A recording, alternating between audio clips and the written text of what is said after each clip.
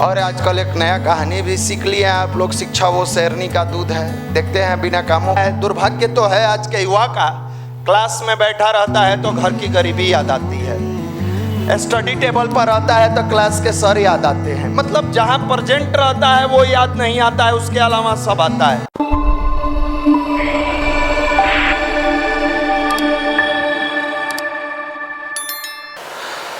सभी को प्रणाम। परम पूज्य गुरुदेव परम वंदनीय माता जी की असीम अनुकंपा बनी रहे, ऐसी मंगल कामना युवा प्रकोष्ठ की तरफ से। अभी बताया जा रहा था कैसे कोई युवा जुड़ता है युवा प्रकोष्ठ से और जुड़ने के बाद धीरे धीरे उसके अंदर परिवर्तन होता चला जाता है। देखिए, जुड़ने के लिए तो हजारों लोग जुड़ते हैं, डिपेंड करता है आपकी पात्रता कैसी है। बिना पात्रता के यहाँ कुछ नहीं मिलता है। कई लोग काफ़ी खुश हो रहे थे कि जुड़ जाने से मिल जाता है। हम भी आ ही गए हैं, बैठ ही गए हैं, अब अगला हमारा बारी है 1.5 लाख का रेंट देने का।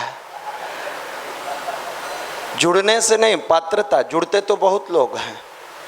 एक ही क्लास में देखिएगा बहुत सारा विद्यार्थी पढ़ता है, थोड़े बहुत सफल होता है, बाकी बेरोजगार रह जाता है। क्या कारण है? टीचर तो वहीं, बेंच वहीं, कुर्सी वहीं, स्मार्ट बोर्ड वहीं, अब तो बोर्ड से स्मार्ट बोर्ड हो गया, सब कुछ वहीं। क्योंकि जिसने अपने आप को उस अनुरूप ढाल लिया वो बदल गया। एक ही हटाइए, वो तो क्लास की बात कर रहे हैं, एक ही माँ बाप के 2 संतान। अब देखिए ध्यान से, एक सफल हो गया, दूसरा देखिए भटकते चलेगा। एक संस्कारी हो गया, दूसरा अत्याचारी हो गया। माइए बाप के कहता है रजिस्ट्री करो ना तो जाओ यहाँ से, वो कहते हैं रजिस्ट्री, हाँ हिस्सा है दीजिए। धरती पर आकर इन सारी चीज़ों से कैसे बचा पाएगा? गार्जियन से पूछिए कि बच्चे को क्या चाहिए? शिक्षा। शिक्षा हम लोग भी चाहते हैं शिक्षित बनाइए। और आजकल एक नया कहानी भी सीख लिया आप लोग, शिक्षा वो शेरनी का दूध है। देखते हैं बिना कामों के स्टेटस लगैले है। पूछिए बउआ पढ़ता है? हाँ 2 घंटा दे रहा है, ज्ञान दे रहा है। स्टेटस देखिए, सबसे ज़्यादा अगर ज्ञान किसी को चाहिए फेसबुक खोल लीजिए, इतना बढ़िया बढ़िया ज्ञान मिलेगा। जो डाला है उससे पूछिए का भैया इसमें से एगो ज्ञान कोई जीवन में ना अच्छा लगा डाल दिए, अच्छा लगा डाल दिए। अपनाए नहीं अपनाए? क्यों नहीं अपनाए? इसलिए कि आपके अंदर अध्यात्म की मनोभूमि नहीं थी। जब तक खेत उर्वरा नहीं होगा फसल नहीं लगेगा, ये ध्यान रखिएगा। आप बीज कितनी भी उत्तम क्वालिटी का क्यों न लाएं, बंजर भूमि में डालकर उगा के दिखा दीजिए, तो जब तक खेत उर्वरा नहीं होगा फसल नहीं लगेगा। ठीक उसी प्रकार आपका मनोभूमि अगर पवित्र नहीं होगा, आप सही राह पर नहीं चल सकते हैं। और यहाँ बुलाने का उद्देश्य क्या है? आपको बैठ के भाषण सुनाना नहीं।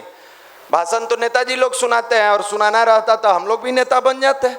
यहाँ बुलाकर बैठाने का उद्देश्य है, आप किसी के बेटा हैं, किसी की बेटी हैं, थोड़ा सा आईना देखिए कि आप किस लिए पटना में आए हैं और आपका उद्देश्य क्या है।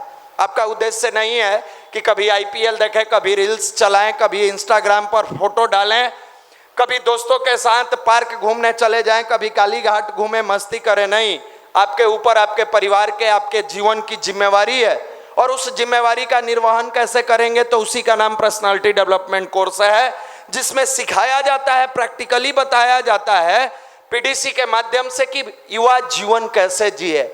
आप कहिएगा हम जीवन जीना नहीं जानते, बिल्कुल नहीं जानते। आपको चलने तक नहीं आता, बोलने तक नहीं आता, बैठने तक नहीं आता, और तो और कब सोना है, कब खाना है, कब जगना है, यहाँ तक आपको नहीं पता है, नहीं पता है। और कह रहे हैं हम युवा हैं, नाम के युवा हैं। बायोलॉजिकल टर्म के अनुसार जो युवा कहा जाता है बस उतना मात्र है। युवा का मतलब जिसकी वाणी में ओज और ललाट पर तेज हो, जिसका हर कर्म सत्कर्म के रास्ते पर चलता हो, जिसकी वाणी से निकलने वाली वो आवाज, जिसकी वाणी से निकलने वाली वो शब्द दूसरे युवा को इंस्पायर करता हो, सही राह दिखाता हो, उसको युवा कहते हैं। ये आएगा कहाँ से? इसी का नाम गायत्री महामंत्र है। गायत्री मंत्र कोई शब्द नहीं है।